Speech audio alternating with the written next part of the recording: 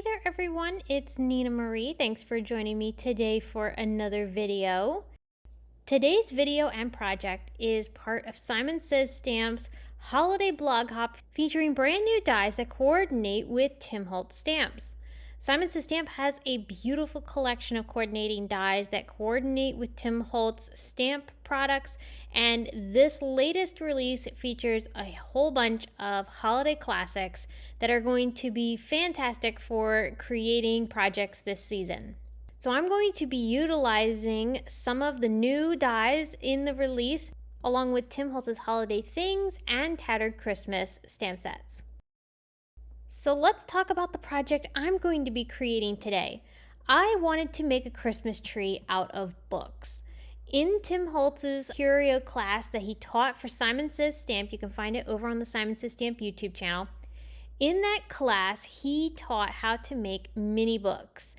And I watched the class, but I didn't get to make while I was watching. However, I bookmarked that class because I wanted to utilize the bookmaking tutorial to make a set of books for myself, and I wanted to turn them into a Christmas tree. So I've made a whole collection of fun little mini books here, and I've assembled them onto a frame. Then I added some of the fun holiday things and tattered Christmas images onto the tree to form this beautiful scene. This project is so much fun and would make a great holiday decor piece or a gift for somebody this season. So let's dive on in and start off with what did I use in the frame. So I have this frame here that I found at HomeGoods. I love the detail on it, and I thought a text would be the perfect backdrop for my Christmas tree. So I've chosen this script text, and I have a variety of little mini books that I've already made off camera. I wanted a variety of different sizes and shapes and colors, but I did try to make ones that had a red, green, or neutral color palette so they would match well with the Christmas theme. The book covers are from idea-ology ephemera packs. So I have one of them here, and you can see I've already folded along the spine to form the shape of the book, but you could also make your own book spines from whatever paper you'd like. Inside of the books, the best type of paper to use to make these and make it look super realistic, in my opinion, is a dictionary or encyclopedia paper. I really like the style of the text in those types of books, but I also love how thin the paper is. So it really creates a nice thick book because you get lots of pages out of these types of books. So I just found this old dictionary that I had picked up at a thrift store, and I'm just cutting sheets down that are going to be about the same height as my book, and I'm going to then fold these to form the pages, and I'm going to accordion fold these. I utilized Tim's tutorial as a guide for how to make mine. I didn't follow his process exactly, so I kind of made up my own process as I went along, and I know a lot of people have different ways they like to make these mini books. So I would encourage you to go check out Tim's tutorial on the Halloween Curio class video. I'll link to that in the video description so you can find it, and you can watch his entire process. My process is to just kind of accordion fold these sheets, and I'm actually folding multiple sheets at a time to make the process faster. So what I do is I take a few sheets in my hand and I stack them up. Then I utilize either the pages that I did before or the book cover itself to figure out a rough guide for how wide these pages need to be. I already know the height because I did measure that, but the width is going to be just a little bit wider than the book itself so that I can trim these pages down to fit. Once I have the enough paper forming the book pages, I test it out inside of the book cover just to make sure I like it. I then take a clip and I hold the pages together. This is something Tim did in his class, and it was such a brilliant way to be able to keep the pages from sliding around. I'm also going to color the interior of my book with a little bit of pumice stone ink and a distress brush. I really like the distress brush for this because it does provide a nice texture to the blending, and the pumice stone is a great neutral color. Tim used that for a lot of his distressing in that class, and I really loved the effect that it gave. So then I took a little bit of hot glue, and I'm covering the spine of the book pages with that glue, and then pressing those pages into my grip mat. And then I did slide the book pages along the grip mat just a little bit to help flatten out that hot glue as it dried. Then I took another layer of hot glue after that dried and glued the pages into my book. I'm going to press this against the spine of the book to make sure that everything gets adhered really well. And you'll notice I did take the clip off of my collection of pages. The glue dries pretty quickly, as hot glue normally does. It just needs to cool before it sets. And then once the glue had set, then I took my scissors and I'm starting to come through and cut the book pages apart, because remember, we accordion folded these pages together, and I'm also trimming them down to be the same size as the book cover itself. So then I'm left with this nice assortment of pages inside of this book, which looks so cool. I love the detail of the text, and also the thinness of the pages really makes this feel like an old book. And then I'm going to take that pumice stone ink again along with my distress brush to add a little bit of distressing to the pages themselves, just to give it a more worn feel. Makes the book feel authentic. So back to my arrangement on this frame. I have now all of my little mini books here that I'm going to start assembling into the shape of a tree. I played around with this before I committed to the placement, just to make sure that I was going to be happy with how this turned out. I picked one book to go on its side and facing out. That's forming the trunk, and I picked one of the more neutral colored ones so that way it would feel like the trunk of a tree. And then the books that are forming the first layer of the tree, so the widest portion of it, I made sure to pick a green book that was going to be facing out, because again, I want to make sure this feels like a Christmas tree. So by having some green showing throughout this entire piece, that's really going to help translate that look. And then I'm going to start gluing the rest of the books down as I go along here up the tree. Some of them I have facing out. Some of them I have kind of laying face down onto the glass of the frame. I did keep the glass intact because that's allowing me to glue all of these pieces here. So I still have the glass inside of the frame. And then I'm continuing to layer up some of these books. You'll notice as I got to the third tier of the tree, I have this book kind of separating the top by putting this one on its side. And I really liked that. So I have formed the triangle that makes up the tree, and the last thing I needed to do was add one more book along the bottom to help finish off the trunk. So here is our stack of books, which looks really awesome. You can still move them a little bit and flip through the pages, which I like. I feel that it makes it interactive, but everything is nice and secure, and look at that dimension on this piece. So I'm utilizing the Holiday Things stamps and also the new Holiday Things coordinating dies. I'm going to color my Holiday Things stamps with some distress watercolor pencils. And I'm going to use the watercoloring technique that Tim Holtz taught in his Stamptember class, which was a Christmas theme of tags and cards, but so much fun and allows you to stamp with your watercolor pencils, which is a really great technique and so easy. So what you want to do is you want to take your watercolor pencil and dip it into the water and then just drip off any of the excess water that's sitting on the tip of the pencil. Then with the side of your pencil, you're going to come in and just color over your image. If you want to, you can come in with a second color and do the same thing. I'm going to start with just one color because I am stamping with a Misty tool, so I can come back over top of this. So I started with my light yellow. I did mist it with a bit of water just to get that color moving a little bit more. I wanted more of a watercolor effect here. I wanted more movement. And then I'm going to bring in my slightly darker yellow pencil. Again, dip it into the water for a minute, then pull it out, drip off any of that excess water, and then color in just certain segments of this image. And then I'll stamp this down over top of the first layer of stamping. So now we've got a slight variation to the coloring here. Then I'm going to stamp with walnut stain distress ink, full strength, no water, but I wanted a really concentrated amount of brown so that way it felt distressed. This gives the star a vintage feel.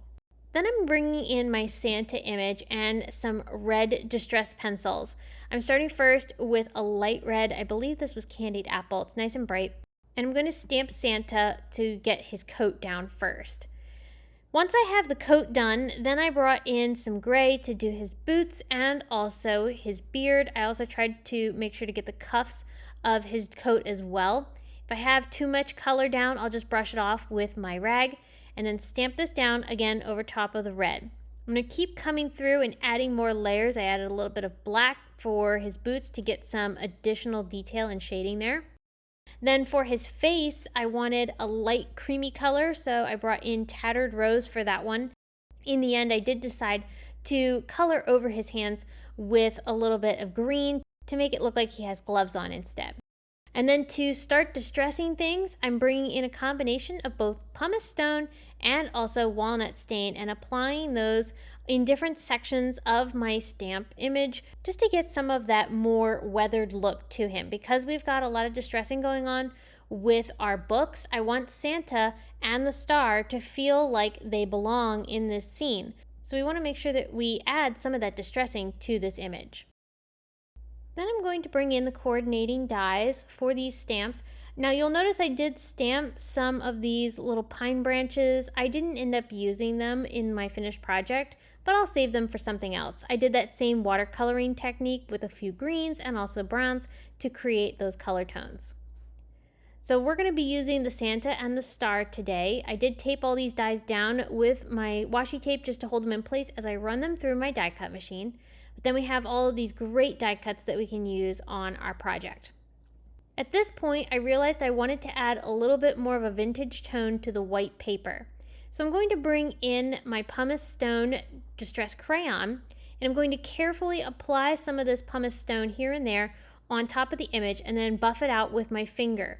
This is adding a little bit of a warm, grungy tone to the image, and that white paper that's showing around the edges of our image is picking up a lot of that color, more so than the colored areas of our images, and that's helping create a more vintage, warm tone, which is what I was looking for.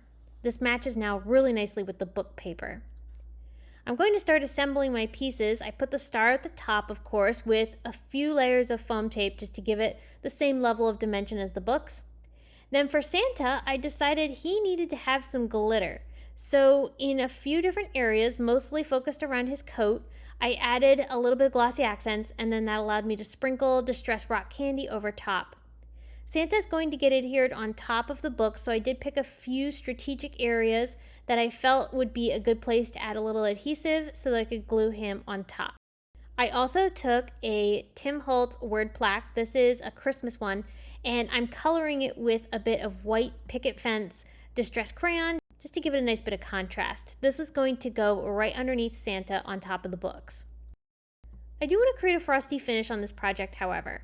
So I'm bringing in some of this beautiful snowfall grit paste from Tim Holtz. This dries clear, but it has a frosty finish to it.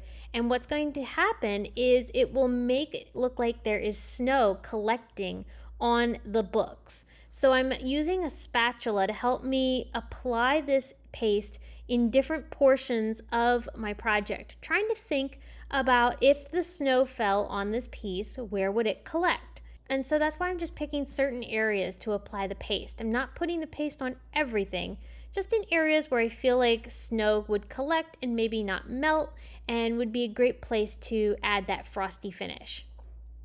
So this takes a little bit of time, a little bit of patience too, to make sure that you apply the paste only where you want it. So just go a little at a time and build it up. Once I had the paste applied, then I went in with my hot glue gun and adhered my little word plaque down along the trunk of the tree right over top of Santa's boots. To embellish my tree and make it even more festive, I decided to bring in some of these little droplets from Tim Holtz. These are his idea-ology metallic droplets. I picked out gold for my project, but you could also use silver or you could use a mix. I decided the gold, though, would look really nice and tie in the warmth of the pieces that I've been adding here. Then I pulled in some ribbon from my stash. I loved this plaid pattern that's on this ribbon, and it has such a soft feel to it. I'm deciding how I want to lay and shape the tails of my ribbon so that it kind of flows with the shape of the tree. I'm tucking it in certain spots, and then I'll use my hot glue gun to adhere this to the tree itself. This is going to give some movement and allow your eye to flow down the tree. You don't need to have glue on every single portion of this ribbon. You only need to put adhesive in the strategic places where you want it to be anchored. So for me, that's going to be where it's sitting on top of the book on the left. And then I also, when I want it to turn down along the bottom, I added a little more glue down there. It's just allowing a few strategic places to hold the ribbon in place, and everything else is loose. I just recently shared another video on my YouTube channel using the new Simon Says stamp coordinating dies for Tim Holtz stamps, and I used the Tattered Christmas set with some of these Simon Says stamp shrink sheets to make little presents and candy canes for an ornament. Well, I decided I had so much fun doing that project, I wanted to use the shrink sheets again, and I needed an embellishment for on top of the books. It's like the classic shrinky dinks. Same type of paper, and once you heat it, it shrinks up and you get an image that's a fraction of the size. So I've stamped this little bell image onto the shrink sheets with some white StazOn ink. I didn't die cut it first, which I typically try to do for something like this, so I did let this dry before I brought in the coordinating die. Once I start applying the heat, this is going to start shrinking very quickly. You're going to see it kind of curls up onto itself, and that's why I'm using this ink cube holder from Simon Says Stamp. It's made of silicone and it's got these wells, so it's kind of helping to hold that little guy in place as I'm working with it. But you just heat set it and it will flatten out, so when you see it curl, don't panic. It does flatten out, and then you get this really awesome little embellishment. Sometimes I'll use alcohol ink or Copic marker on the back side of my image and color it, but I thought it would be fun to color the front of my image, and this time use distress crayons. So the distress crayons are going to sit on top of this piece pretty well, and the StazOn ink also picks up that color. So we're going to get this image that has absolutely no white lines, which I really like the effect, and it also has some great texture from the crayon. Now I used not only red for the bow, but I also used some tarnished brass for the bells, and then a little bit of walnut stain on top of that brass just to give a little bit of shading to these pieces. Just to make sure that the crayon didn't come off later, I did take a fixative and spray this outside before I glued it on top of my tree. But I just used a little dot of hot glue to hold it in place along the top, and that is the perfect little embellishment to complete my tree. So that's going to do it for this home decor piece using the Simon Says stamp coordinating dies for Tim Holtz stamps. I used not only the holiday things for the star and the Santa, but then I picked out Tattered Christmas for the little bells that go at the top of the tree.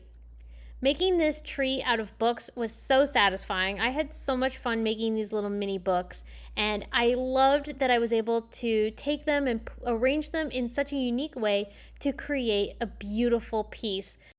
I feel like Santa is reading a letter maybe, or maybe he's checking his naughty and nice list, or maybe he's reading a book. But the book theme really tied into the image here, which I felt was a really great complementing piece and also was a ton of fun to make. So I hope you were inspired. I am so glad that you watched this video. Thank you so much. I appreciate it more than I can tell you. Thank you for watching till the very end. I know this was a longer video, but I hope you got something out of it and that you enjoyed. Don't forget to check out the blog hop featuring these brand new dies for Tim Holtz stamps. If you've already got the stamps, these are something that you've maybe had in your stash for a long time. You might want to think about picking up the dies because the dies allow you to do so many fun things, such as die cutting those little bells and shrinking them. Well, friends, I will be back very soon with more to share. Thanks again for watching, and I will be seeing you again very soon.